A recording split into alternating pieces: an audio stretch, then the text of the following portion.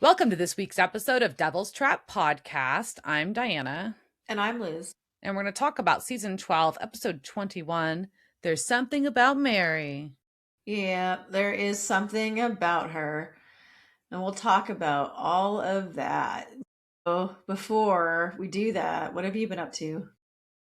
I have been up to lots of things. Dealing with Puppy, our puppy socket that we added to our household. So that's been super fun and stressful because puppies are a lot. Then I went to a concert at a new venue. And then I went to see a documentary about a 30-minute short about Joshua Ray Walker called Thank You for Listening. And I had a brunch and I had family stuff. And I think that's it. Yeah, Busy, there's an busy few article days. about that in Texas Monthly. There is about that film. Yeah. It was kind of cool. It's Dallas International Film Festival, which has been growing a lot, and some friends of mine are involved with it. So glad to go support and go to the Texas Theater, which is a cool indie theater in Dallas. They show regular movies too. Yeah, all the things. Yeah. How about you? Oh, I haven't been up to anything. Just waiting for the new. It happens tonight at midnight. Episode 5 of The Boys will drop, and we will finally get to see Jared and Jensen and Misha together. And I really am just waiting for that to happen. Beyond that, no, not up to much of anything. And that means, unfortunately, the boys are not up to anything either. I think they're also like, maybe, I bet everything's going to explode tomorrow. Like So our episode will be out. once it Y'all will be drops. watching it in real time, and you listen to this. Yeah. So everyone will know, like, whatever. All I know is that it was disgusting. So Fun.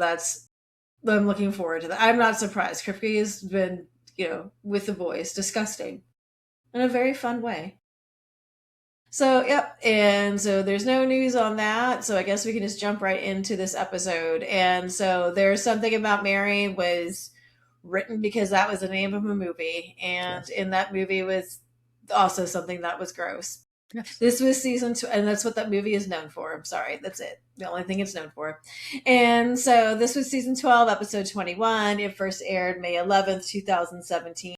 You can always tell if you're watching this on video, and if you're not, why aren't you? You can watch it on video on Spotify. You can watch it on YouTube. You should be subscribed to that and following it. Soon you'll be able to watch it on Apple Podcasts because they're releasing video too.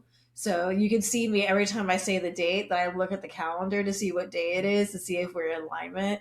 We're close. So we're close. So when we release this, we're not there, but it's around the same time of year. That's always. And it was directed by PJ Pesci, and this season he did Family Feud, and was written by Buckner Ross Lemming, and that duo this season did quite a bit. They did episode 2, Mamma Mia, 8, Lotus. They did Family Feud as well, and then they also did 17, The British Invasion.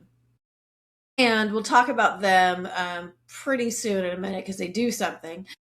But in our recap, Lean is on there, and we see that she missed Dagon and hit that douche. Dr. Hess is a cunt. Lady Bevel is a cunt. They all want to kill all the American hunters. There's a spawn of Lucifer. Mary fucked Ketch, stop reminding us. Ketch offering to help Mary, and she headbutts his sorry ass. And then she hits him with the brass knuckles, which was also fun. But then he gets her with the taser, which is less fun. Correct. And that's our recap. Yeah. So we open with Eileen being chased through the woods by a hellhound. What the fuck? And she shoots it a whole lot, but it throws her around a whole bunch instead. It doesn't hurt it to be shot, so it flings her around. It's actually an interesting shooting. It's so good. She invisibly dies, but she's like on, like, I guess she's on wires probably, but just Probably. Or they green screened her out on Bucking Bull. Like, it was just like her flopping around a lot on an invisible dog. Yeah. And then she did. And I'm kind of surprised that the gunshots did not do anything to the dog. Yeah, I don't think it kills a hellhound, but I thought it would like slow it down or hurt it. I mean, because they can kill them with knives before, so I don't know. But there's she invisibly dies. Yes. And then Ketch is there with a dog whistle, and the hellhound stops, and he says, "Good puppy," and it's gross when he says it It because is. I everything is don't like gross. everything he does is disgusting. And this part, this is from the wiki. Some fans were upset with the killing of Eileen, and they saw it as similar to like when they killed Charlie in season Mm, 10. So there was a hashtag Fire Buck Lemming, who were the writers, that was trending on Twitter during this broadcast. And also, interestingly enough, so Eileen was killed off in this episode, and since season 9, the 21st episode of each season has included the death of a recurring character. So Abaddon was killed in season 9, Charlie was killed in season 10, and Metatron was killed in season 11. And now we have Eileen. So that's an interesting fact. interesting. That is interesting. We cut from the woods to Sam and Dean entering a motel room, and they're calling out for their mom. And the room looks lived in, but not recently. It's just It like, looks messy as yeah, hell. it is. And apparently her stuff's gone. So like, is she just like still paying for this hotel or this motel while she's not Like, there? and that's what I'm Like, just how long like, has it is been? it, yeah. So her stuff is gone. It's a mess. It's weird, right? And Dean can't get a hold of Mick, shocking, Because he's and dead. calls because he's dead. And he calls Ketch and has a quote unquote conversation with him. Ugh. And Ketch lies again and says he hasn't seen her in over a week. Hmm. And I like that Dean hangs up and says, "Such a dick." It's good. But they're like, wait a minute, mom called 3 days ago and said she was working a case with Ketch, and that's how they know that Ketch is lying to them. Oh, busted. So then Sam gets a call from Jody. And this is upsetting. It's where he's like he tells her he hadn't heard and what happened. He gets off the phone and Dean knows that it's somebody who's dead, and he says who, and it's Eileen, and Sam is very sad. It sucks. They're very sad, and they're told, she was quote, mauled by an animal in a place where animals really aren't. Or she was in South Carolina, and they think that's weird because she was supposed to be in Ireland. Yeah. And they also think it's at least the second hunter death they in 2 weeks they know about. So maybe that means Mary is the third. Mm-hmm. Yeah. So they are very concerned. So they're going to drive to South Carolina and go check out Eileen's body in the morgue. That didn't come out right. They are going to go look at the case surrounding Eileen's death. Check out Eileen's body. It looks That's not what I pretty meant. good. Damn. I mean, But it is also kind of weird because Sam to kind of have a crush on I her, know. and so like I'm like, should you be looking at her dead? Like that's I kind don't of I don't know. know. So, but they're suited up when they go do this, so we tell they're pretending to be feds. And Dean just thinks though that the marks are hellhounds, but it doesn't make any sense. Yeah, and they're still confused why she was there and not in Ireland. That's the other thing. So now they are discussing that it is not 2 or 3 hunters. It is 7 hunters in 3 weeks that they know of. So this is beyond a pattern at this point. And they don't really think that monsters and demons are teaming up. So it has to be something else. And Sam spirals. He is upset and he is spiraling, which is But he reasonable. also just wants to punch something in the face, which I agree. Sometimes you just want to punch something in the face. And Dean wants him to hold on to that because dealing with hellhounds means dealing with you know who. And so we're going Mm-hmm. to cut to Crowley's lair. Yeah, where he is yelling at a demon to find Kelly Klein. And the demon's he knows that Dagon is dead. And so Dagon can't protect Kelly anymore. And but also Lucifer's son's almost due to be born at this point, and they don't know how powerful he's going to be. And so yeah, it is. Crowley's like, I'm gonna have to motivate you with some, pride to get you more pride in your work, And he which takes just him sounds down threatening. and he takes him down the hall. And we cut from that to a house though. And there is a hunter who comes in and he puts a machete that needs to be cleaned in It's a a very bucket. bloody machete in his umbrella stand. Isn't that what he Yeah. puts it in? I I guess don't that's know. what an umbrella stand, yeah, but that's what he's using it for. It's right by the door. Ew. I feel like he should have cleaned that outside with the And hose. he's bloody too. It's very messy. Like you don't come into it look like an apartment. I don't know. You It just don't looked go like into a your home house, there. or no, it Okay. looked nice. It looks No, it wasn't clean. bad, but you still just like don't go in. Yeah. I feel like you wouldn't carry that inside. Yeah. I I don't wouldn't. know. So yeah, and Mary's there waiting for him and startles him, but they obviously know each other, and his name is Rick, and they have a little banter, and she's inviting him on a vamp nest hunt nearby. This cordial back and forth, and he just gives the Brits have been giving him problems, and he goes to get them some beers. But when he goes to get the beers, he can see a reflection, and Mary has popped open a knife, Yeah, and what she the fuck? attacks him.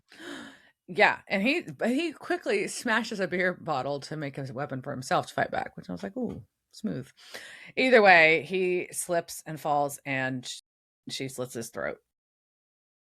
Yikes. So Yikes. Why is scary, Mary Mary. killing hunters? So scary. Mhm. And we get back to the Brit lair where there is Mary, and she wakes up and she's just sweaty and confused until in comes in Lady Fancy Pants. Ugh, this bitch.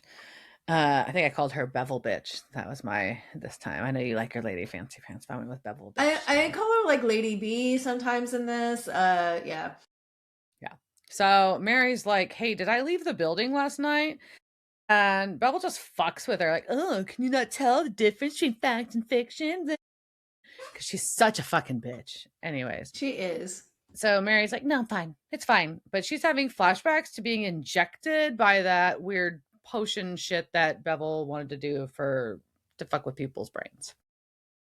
Yeah, That's my and summary. I don't know. yeah, and so she's pumped full of meds, and she wants to know if they're brainwashing her. And Lady B says that she's being realigned to get rid of the illusion of a perfect life of a husband and Ugh. kids.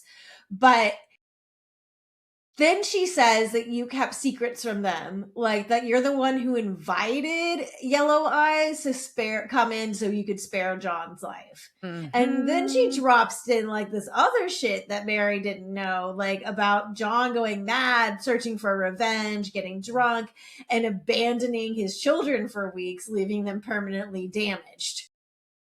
I mean, she's not wrong, She's not but it's real wrong. And fucked Mary should up. have figured that they should have told her this by now. And she should Yes. have figured it out from his Yes. journals. Like, Yes.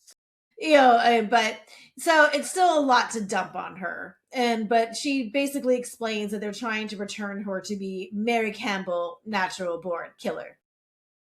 Yeah. And she's a key role to helping them eliminate all the American hunters, basically. And Mary's like, no, and I won't do that. And Bevel's like, maybe you already have. Ooh, ooh. So shitty. So Mary lunges at her and gets punched in the face, which is kind of surprising. Yep, and Lady B thinks that was an interesting choice, and soon she won't be making any though. Oh, what does that mean? And she leaves, and then Mary looks at her hand, and she can see in her hand stitches Because because she Rick got sliced her. stitches when Rick cut her. So she probably did kill Rick. So fucked up. It's like that's so. Yeah. So we're still in the British lair, but there's another part. Yeah. Dr. Hess is going through files and Crowley greets her. So Crowley knows Dr. Hess. What the fuck? I guess it makes sense because she's kind of evil. She's kind of evil, but so we learned some interesting things though. We learned that Crowley gave Ketch the Hellhound. Yep. So we learned that. Yep. And then he's like, well, we want to make sure that we had the same arrangement here that we have in the UK. And apparently they've made this arrangement that as long as the demons are making deals with people who were dumb enough to sell their souls and they share information with with the British Men of Letters, Yeah. then they're allowed to do that. And kind of like the other demons can't be running about, but Crossroad demons can do that because humans are stupid. And so this covers some canon because they had to explain, like, remember Bella, like Bella making the deal with a demon in England. So like if there weren't any like monsters in England, how did that happen? So apparently those demons are allowed to So that's the Make deals. clause They can't just in run around England. willy nilly. They can Yeah. only be making deals for souls. Period. The end. There's no like half-ass bullshit Yeah, going like on. other minions can't be, I don't know what else they'd be Running doing around up there, but doing other demon possessing stuff. people. I don't know. Whatever. Probably Just, just not like causing possessing demon people. mischief, making people, I don't know what do demons do on vacation while they're up on Earth? Who knows? Okay. So yeah, so we've learned that, and that, but the other big thing is information sharing. So Crowley's like, yeah, speaking of information sharing, the Nephilim. And so they're talking about obviously Lucifer's baby, and Hess is like, yeah, I could kill you and me and the entire universe. So duh. Crowley's like, I'll be a team player. My demons are scouring the country. And she's just like, oh yeah, sure, but also your relationship with the Winchesters is a little too cozy. Hmm. Hmm. Hmm. So not. It's kind of interesting that she knows that. But anyways, I guess she knows all these things. Dr. Hess knows a lot of things, as we will find out through this episode as she breaks more things. So we go back to the asylum. Hmm. Where Lucifer's helper demon that we met last week, or a couple, not last week, a few weeks ago, though, he's there checking Lucifer out. He's got a key, and he's gonna do his examination, which is basically he stands there and holds his hands over Lucifer's chest, is like, woo, and he's like, I've completed my examination. Lucifer's like, what the fuck? I just need to get out of here, and we get a little continue the explanation of why he can't leave. And basically it's this security system that Crowley put inside of Lucifer, has him stuck there, and Lucifer's like, I'm just ready to roll the dice. I feel like if it's at its minimum power and I'm at my maximum power, let's fucking go, is his take. He's over it. And but we have happening is Crowley's returned early from his errand visiting Dr. Hess, and he is on the phone with Sam, who is asking him about Eileen and the Hellhound, and he insists that he doesn't know her and that he was just cuddling with his Hellhounds. They can't be missing. And he Jerk. doesn't care about dead hunters. And so he goes into Lucifer's room, and he thinks maybe he can use Lucifer to take out Dr. Hess. But also, do you know where your baby and baby mama are? No. So and he's like, well, Lucifer's, why would I to give you that information, and why would I know? And Crowley's like, well, Dagon's dead, and now your baby mama and your baby are in the clutches of Winchester's love slave Castiel. Who is probably in the process of killing her. But Crowley has his own plan, and he's going to raise this baby as his own. And he's tried to do this before. I think he really wants a child. I Yeah, mean, I know we had maybe. Gavin, but he didn't really, raise Gavin. So I think, like, deep down, I think he's got some inner, the biological clock. So Lucifer passes on this idea, and Crowley leaves him to the room with Drexel, who's just hiding behind the door. Yeah. Yeah. So we see an unconscious Mary being carried back into her cell, and she is having continued to have dreams about killing Rick, which seems unfortunate. And Lady Bevel is in the hall, and she runs into Ketch and Dr. Hess and brags about how she's accelerating Mary's sessions. And Ketch like just mocks her, and she calls him a psychopath. And I just found it interesting that like they're both psychopaths. That was They my are, observation. well, I was pretty like, much huh, yes. anybody who can kill another student when they're a child is likely, I guess maybe that's technically a sociopath and something that was made. But Ugh, both of them. Ugh. yeah, but also Lady B is really, really thirsty for accolades from Dr. Hess, who also can tell Mhm. this. And then Dr. Hess then starts dropping more stuff, right? Because she's like, oh yeah, Mhm. watch this. And she tells Ketch that soon Lady B may be reporting to him, but Ketch objects that, I'm not an administrator. And Dr. Hess is like, oh, you'll be fine. And of course, I know you slept with both Mary and Lady Bevel. Oh, because she knows all. Blah. But How does she know that he slept with Mary? That's gross. Like, was she bugging his rooms too? Ugh, I don't know. So ick. So ick. I don't also expect that he would be super discreet about anything like that with Fair. this group. So yeah. And but yeah, they also know that like she basically tells him straight up that Lady Bevel is desperate for this job that she's basically promising to him. So she's just setting them up for this, like to put them at odds with each other. She's pitting them against each other. Correct. So we cut to Sam and Dean are at the post office. Yeah, so they've got a post office box in Lebanon, Kansas, where they get their mail sent to. They get their little PO Mhm. box, and Sam's outside. He's been calling around trying to get some more information about the hunters. Yeah, and all the dead hunters so far are experienced. So it's extra shocking that all these hunters have died.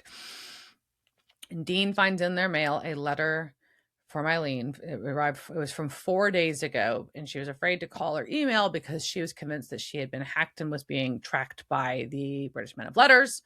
And she left Ireland for that reason out of fear.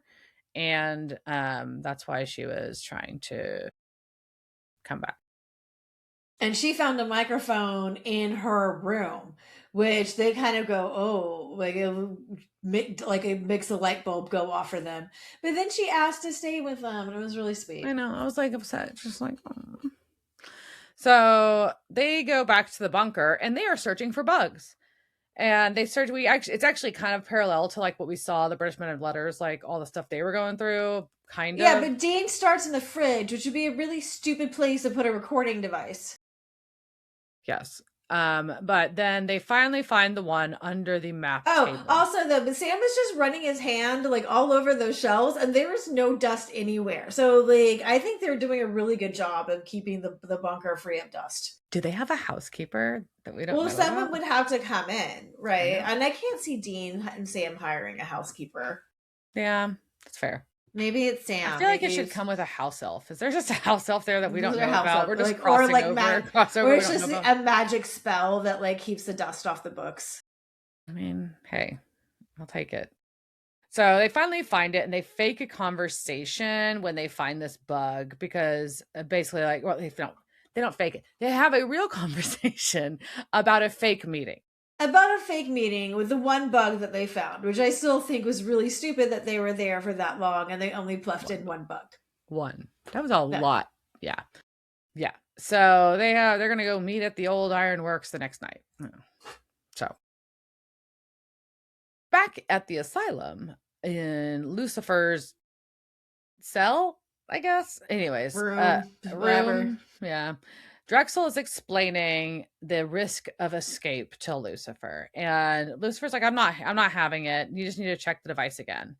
And it's explained that it's cemented into Lucifer's DNA and the king, so Crowley's DNA. So when they put the stuff that makes the cage for Lucifer inside of him, they tied it to Crowley too. So Crowley could be the one that controlled him. Got it. So, but because Lucifer's power is growing, the ability to control is transferring from Crowley to Lucifer. Yeah, the polarity is reversing. So now Lucifer is going to be able to control Crowley. Oof. So, back in the British Men of Letters compound, Ketch and Lady Bevel are feeding the Hellhound. And it's kind of funny when like they Ketch is like, "Oh, she's out for you, good girl," and like Lady Bevel's like, "How could you tell?" He's like, "Yeah, I don't know. I just want to be nice. I don't like not. And I well, want to, no, I it want to was like compliment the dog." no, he's like I didn't want to call it a bad dog because he's afraid of it. Yeah. Really, like he didn't want to make it mad. But it's the whole puppy thing is, really amusing. And he brings up the fact that now he knows that she wants Mick's job, and Dr. Mhm. Hess said it was his to turn down. But she thinks it's funny because she was told the exact same thing. And they also discussed that they were banging and how much they used to like they used to like compete with each other, but they also banged a bunch. They also laughed about that. They did. And So, Lady B thinks that America is hers because she has been studying it for a long time. And this is going on until Dr. Hess busts in on the intercom and tells Ketch that the prisoner's asking for him. and then another person walks in and after he leaves and says, "Hey, Lady Bevel, I've got news for you too." Well, and before that, she's watching the hellhound like lick itself. Like it can't be like chewing the steak still, but it's making slurping sounds. So before the eavesdropper comes in and tells her that, the dog is just going mwah, mwah, mwah, mwah, mwah. And I'm like, what the fuck is that dog doing? I don't know, girl. I got puppies. I'll tell you, they can make a lot of noise. Yeah, So anyway, so the eavesdropper comes in and tells her that she has news. yeah. And while that's happening, Ketch goes to see Mary and she smiles and says she didn't think he would come and asks if she's losing her mind or if this is real and what do they want her to do. And Ketch's like, "Oh, what you're doing really well." And she's like, "I'm crying." She cries about killing her friend. And Ketch is like, "I do it all the time." How many friends do you have, psycho? Well, he Anyways, doesn't have many because he keeps killed them killing all. them. Yeah. And she's just very upset and that she's feels like she's fought with him and that, she believed in everything that they were doing for a world without monsters. And Ketch's like, "What do you want me to do? You think I'm going to intervene here in your behalf?" And she's like, we know each other." And he's like, "I don't know you, and you don't know You me, don't know me. and You don't know me. you wouldn't want to." Fucking emotionally damaged men. That is what that Oh, is. That is emotionally damaged man who just think you can't know me. I'm too complex. You wouldn't even want to know the stuff that goes on in here. It is so hard. Okay. So, and then she begs for his help and she pulls his gun and then she tries to kill herself. yeah, she steals his gun while she's hugging him. Then she points it at him. Then she points it at herself, and he runs at her, and he's able to get the gun from her quickly. And then so she drops on her knees and is asking him to kill her. She's like, all she had other than her family was her own will, and that's going away. And now she's putting people in danger. So just kill me. And he's just like, "It'll all be over soon." And he leaves. This scene is upsetting. I don't like it. Yeah, so he promises that, and she cries a bunch, and he leaves her and he locks her in, and she's just sitting in there looking defeated. Yeah. Yeah. So Sam and Dean have pulled up to their fake meeting at the warehouse, and the obviously the British Men of Letters team is there. We see two dudes run in, and Lady Bevel is sitting in the car watching. And inside the warehouse, we see our British Men of Letters dudes get locked in by Sam and Dean because they tricked them into thinking they went inside. And they get Lady Bevel at gunpoint. Takes a minute though. Yeah, Lady Bevel rocks her guns, and when her window breaks, she shoots. And then they're outside, and she racks Dean. She does. So that was pretty good. And so that fight happens. Like you said, Sam gets a gun on her. And then we cut from there back to the asylum Mm-hmm. where Crowley is taunting Lucifer, who assures him that the baby is still alive.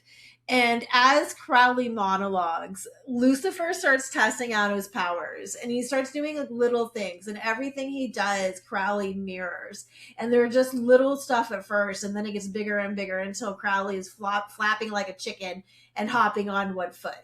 Yeah, Then he calls Crowley a Muppet. he does call him a Muppet. So Sam and Dean are driving with Lady Bevel in the car at gunpoint, and Sam asks about Eileen and asks if they ask if she killed her, and but Lady Bevel says probably. If you Yeah, think we she killed says someone, we probably did. it's a rule of thumb that you should follow with them. And then she is like, "We're gonna come for you, and we may send your mom, who's our forever guest," which is just not a thing anybody wants to be Mm-mm. called. No, no, no. And they're like, you see her as mummy, but we see her as a number one, as one of our best killers. And you think she was only working with Ketch? And then she's going to taunt them with the fact that she knows that Mary and Ketch banged, and because she knows it's going to upset them. And that really does get under Dean's It skin. does. He is And not Sam feeling stops it. him from killing her. Mm-hmm. And they finally learn that Mick is dead. Yeah, they finally ask about Mick. Finally. And they're like, oh, wait. And she's like, oh, he's dead. And he was too sentimental, like every hunter in the US. And yeah, that's what we're doing. They're And she tells him that all the US hunters are going to join him soon, including Jody and Claire. They're all dead. So she's naming more people and they're freaking out. mm-hmm. And then we go back to the asylum where Lucifer has shed his chains. Yeah, he gets a big old stretch. And Crowley's like, look, I'm just to be clear, I'll totally accept that you're in charge. I like this. Your big picture. I can do the everyday thing. It's fine because he's trying to save his ass. And he tries to run, but gets flung through the doors into the larger room where the other demons are doing administrative work like normal, and gets he gets flung again. Yeah. Yeah, he gets tossed around until Lucifer grabs an angel blade and raises Crowley in the air. And Mark Shepard's acting was just incredible in this. Like It everything, was. like I mean, not Mark's. Everyone's acting was great, but he did It some was. really cool, like physical stuff in this. Mm-hmm. And Lucifer makes his wings show, and then he winks. Mm-hmm. And says, this is gonna hurt. And he punches Crowley, who lands on the floor. And we notice there's a rat in there, and I feel like they make sure you notice this. Yeah, we see Crowley sees the rat too, and then Lucifer stabs him, and Crowley's body is laying there dead. Mm. Yeah. And yeah. So Sam and Dean and Lady Bevel arrive at the bunker. And Dean's like, you need to call Ketch, and if he wants to see you alive again, he needs to get here. But guess what? His, quote, prissy ass is already there waiting for them. Sam and Dean are surrounded, and Lady Bevel starts to disarm Sam. It's all crazy, but he's like, fuck this, and he grabs her and he starts shooting. So does Dean. There's a lot of shooting. It's a There's pretty a bold lot. move. It was a pretty bold move. Yeah, yeah, But and so Sam ends up taking Lady B hostage while Dean shoots the British men of letters until he has a gun on Ketch. And so they want to know where Mary is. And they're like, where is our mom? And right when they're asking, Mary comes in and she puts the gun on Sam. And then she shoots at Dean, like, who's like above the wall, like, what's going on? And now Ketch is double fisting guns and so telling the boys that she's going to shoot him. And then Mary takes Sam's gun and now she's double fisting, and they're all like, oh, and it's like, I hate when I see people do that. Don't have two guns and one gun in each hand. It looks really stupid. And so yeah. and Lady And Bevel's talking shit, and Catch is talking about how Mary's no longer confused about following orders. It's very upsetting. yeah. And Barry is walking out with Ketch, and Lady B is not coming. She is expendable. Dean pleads with Mary. Ketch gives his evil man monologue, explains everything that's going to happen in the bunker and how the bunker is going to become their tomb and they're all going to die in there. Mm-hmm. Yeah, because they've reversed the air vent, so they're gonna run out of oxygen in 2 to 3 days, and they redid all the locks, and they're getting locked in, and there's no more water, which is terrifying. Also, like underground, that would freak me out. Yeah. Yeah.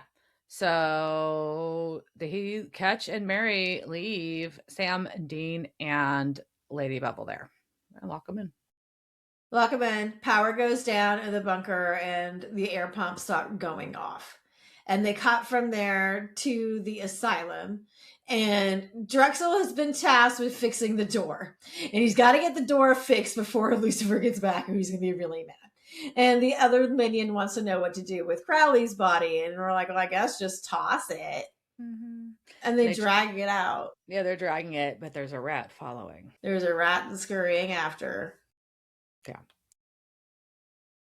So Ketch and Mary are talking, and he is telling her that the treatment was successful and things will become easier. And she's like, easier to hurt people I love. So she like knows she's doing it. I'm so confused. Anyways, yeah, he's like, easier to hurt people you don't remember loving, which is even more upsetting, I guess. I don't even know. And he asks her how she feels. She says, fine. I'm fine. Like a perfect woman thing to say. I am fine. And then every time I tell you that, it means I'm not.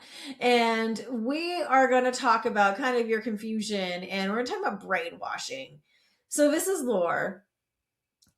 And we're going to talk about whether or not Mary Winchester has been brainwashed. So we're going to talk about what the definition of just kind of, so we're going to talk about what it is, and we're going to compare it to some stuff. So our main source for today is a 2023 article on how stuff works, on how brainwashing works by Julia Layton and Ilea Hoyt.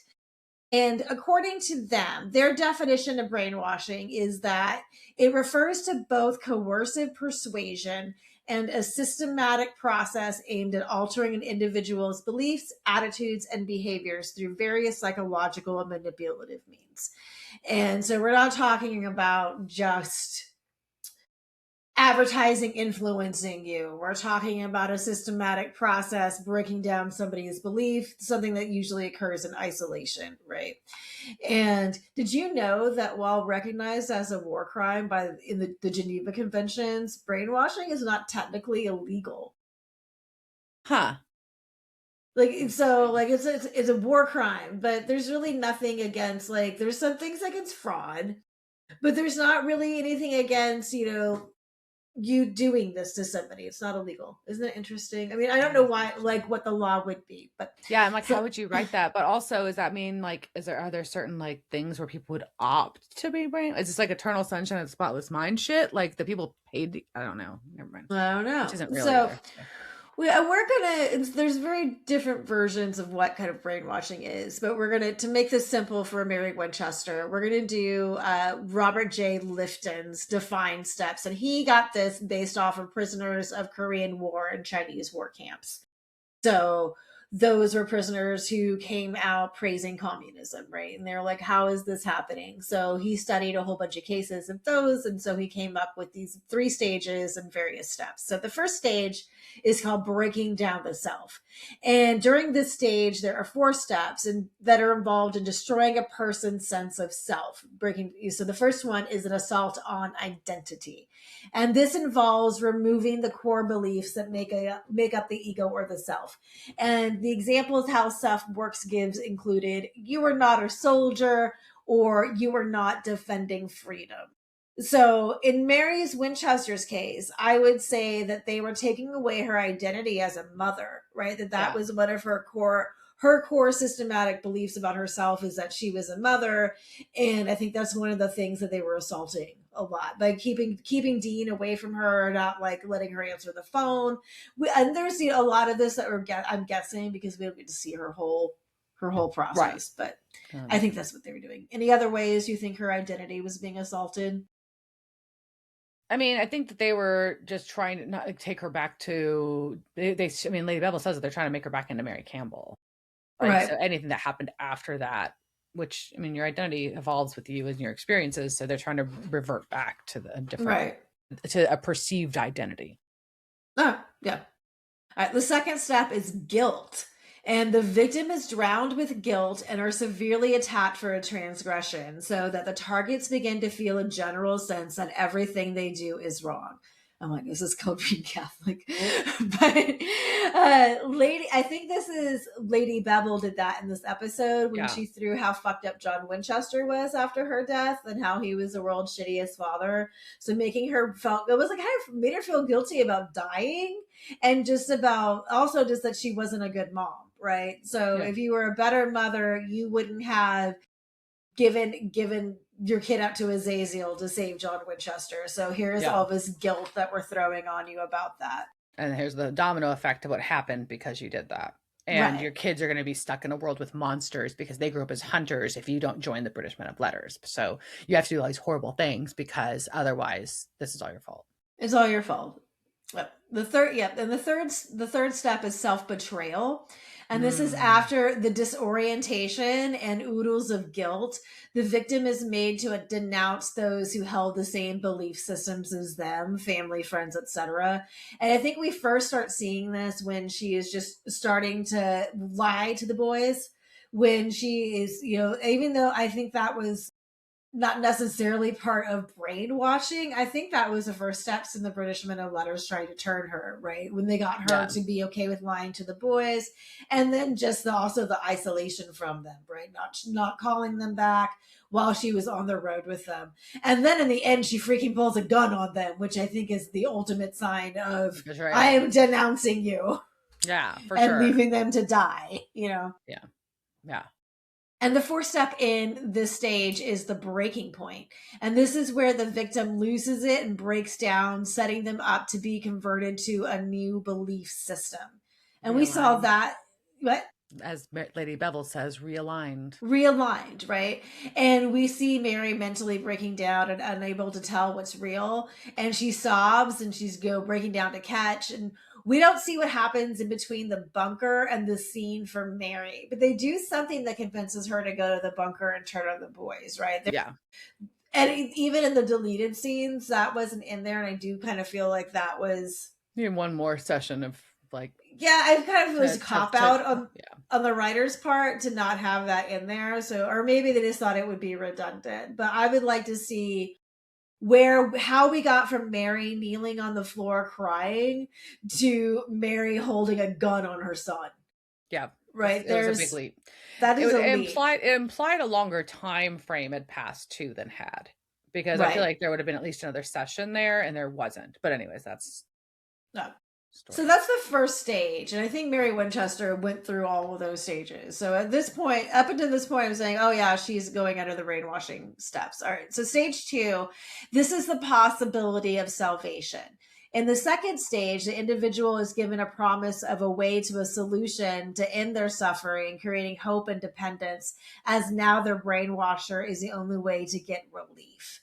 And the Mm, first stage in this is leniency, when the victim is offered something nice or just a reprieve from the abuse because they were already in a broken down state. The victim feels that a small act is much bigger than it is. And with this one, I thought interesting. maybe, when Catch was giving Mary like some kind of reprieve at the end of that breakdown, when he's like, it's going to get easier, I think you could tell like there was some sort of like trying to give her something there. But I also feel like maybe this is something that we would be missing in that scene, right? Yeah. Like something that, like, in Next order level. for this to end, you need like we'll give you this, right? So and she was so broken down that anything would probably and so vulnerable that anything would probably feel good. Yeah. Agreed. Yep. And the second stage is the compulsion to confess. In this step, the victim is given an opportunity confession. And I'm not really getting this from Mary and Lisa and what we've seen, but also maybe not be vibing with this step. Okay, so they said this was for the first time in the brainwashing process. The target is faced with the contrast between the guilt and pain of identity assault and the sudden relief of leniency.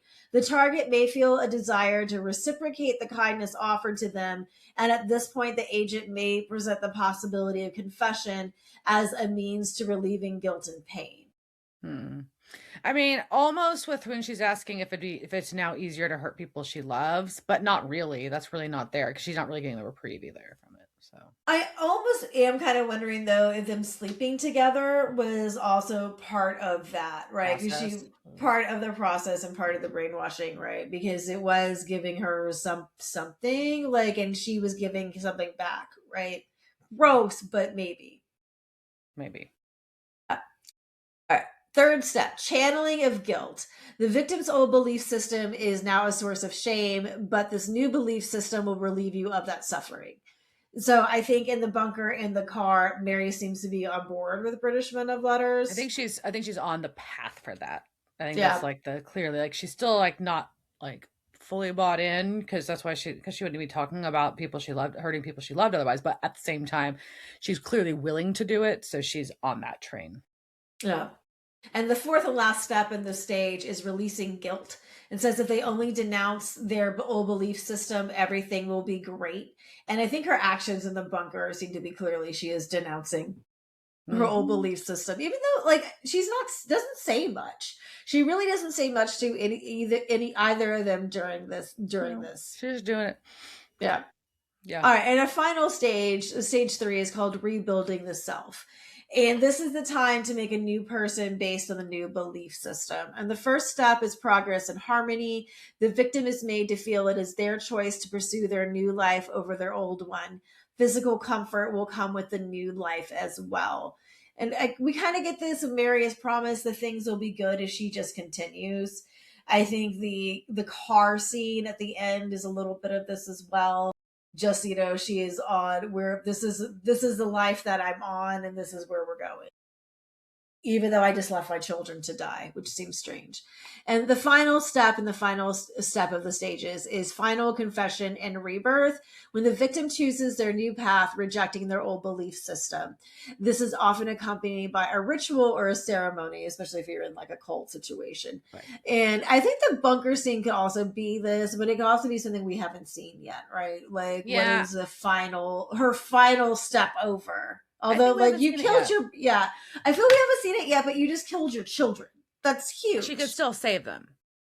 They ain't dead She yet. could still save them, right? We're not done yet. She hasn't completely abandoned them yet. So I think that would be the final, like final. I don't think we're all there. We're close, which is crazy. But it's crazy how far she came. So based on all those things, like, and again, this is one very old man. He died when he lived and died when he was 99, which I think is.